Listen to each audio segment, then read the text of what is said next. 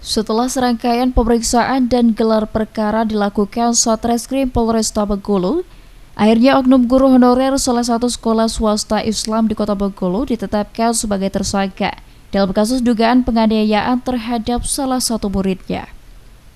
Kasat Reskrim Polresta Bengkulu AKP Sujud Alifio Lamla menyampaikan, penetapan tersangka ini setelah penyidik mengantongi hasil visum dan keterangan sejumlah saksi. Kasat juga menyebut RH tidak ditahan karena pasal yang diterapkan ancaman pidananya di bawah 5 tahun penjara, yakni pasal 80 ayat 1 junto pasal 76C Undang-Undang Perlindungan Anak dan Perempuan. Ancaman pidananya penjara 3 tahun 6 bulan. Kasat juga menjelaskan tersangka RH mengakui perbuatan tersebut dan dilakukan dengan spontan, dan hasil visum ditemukan bekas luka lebam pada korban yang merupakan murid tersangka itu.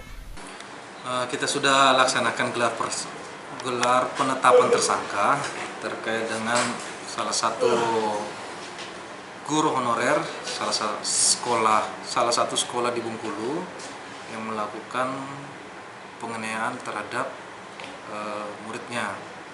Dari hasil gelar penetapan tersangka itu, kita menetapkan tersangka terhadap inisial R dengan penggunaan pasal 80 ayat 1 contoh 76C Undang-Undang Perlindungan Anak dengan ancaman hukuman 3 tahun penjara.